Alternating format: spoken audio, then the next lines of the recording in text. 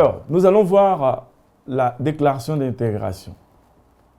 L'étranger qui introduit une demande afin d'être autorisé ou admis à séjourner dans les royaumes au-delà du terme fixé à l'article 6 est informé du fait que ses efforts d'intégration seront contrôlés et signe une déclaration par laquelle il indique comprendre les valeurs et les normes fondamentales de la société et qu'il agira en conformité avec celle-ci. Exception. Les regroupés mineurs ou descendants majeurs handicapés, les regroupants reconnus réfugiés ou bénéficiaires de la protection subsidiaire, les regroupants turcs bénéficiaires de l'accord d'association CE et Turquie 1963. Attention, cette condition de déclaration d'intégration n'est pas encore en vigueur en attente d'un arrêt royal prévoyant les modèles de déclaration. Condition de fond. L'étranger qui s'est fait rejoindre doit apporter la preuve qu'il dispose d'un logement suffisant pour recevoir le ou les membres de sa famille qui demandent à les rejoindre, ainsi qu'une assurance maladie couvrant les risques pour lui-même et sa famille en Belgique. Concernant l'assurance maladie, en pratique, il s'agit de fournir une attestation de la mutuelle du regroupant indiquant que les membres de la famille seront inscrits à sa charge, modèle de disposition sur les sites de l'Office des étrangers, les regroupements familiales ibiz.be, toujours sur les sites, vous pouvez retrouver ça facilement, ou une attestation mutuelle du régime du regroupement plus une assurance maladie privée pour les regrouper, couverture de minimum 3 mois pour 30 000 €. Concernant les logements, celui-ci doit être suffisant et répondre aux conditions posées à un immeuble donné en location à titre de résidence principale en matière de sécurité, de salubrité et d'habitabilité. À l'heure actuelle, la preuve est apportée par la protection de l'enregistrement du contrat de bail ou par la production du titre de propriétaire. Ces documents ne suffiront cependant pas à établir que la personne rejointe dispose d'un logement suffisant si ce logement a été déclaré insalubre par une autorité compétente. Exception.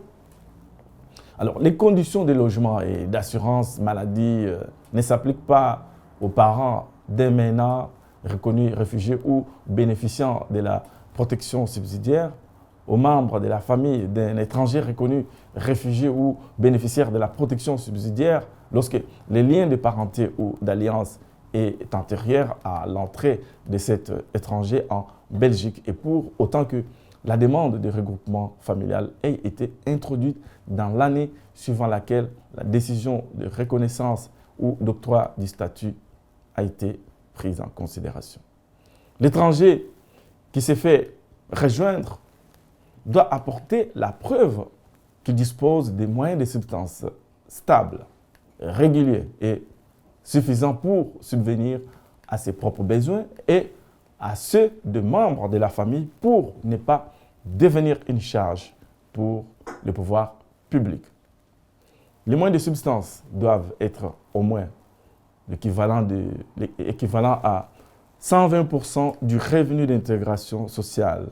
Ce montant équivaut à 1596,89 € net par mois au 1er janvier 2021 et est régulièrement indexé.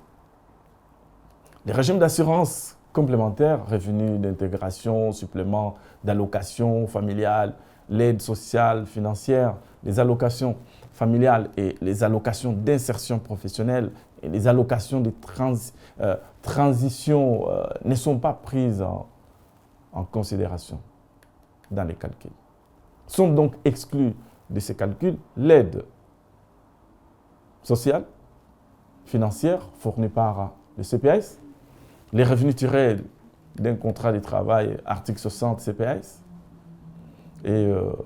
mais les revenus tirés de la garantie des revenus aux personnes âgées GRAPA, et puis d'autres revenus comme étant intérim et qui viennent de l'intérim, des contrats qui ne sont pas à durée déterminée ou indéterminée. L'allocation de chômage peut être prise en considération, peut être prise en compte pour autant que l'étranger rejoint prouve qu'il recherche activement du travail.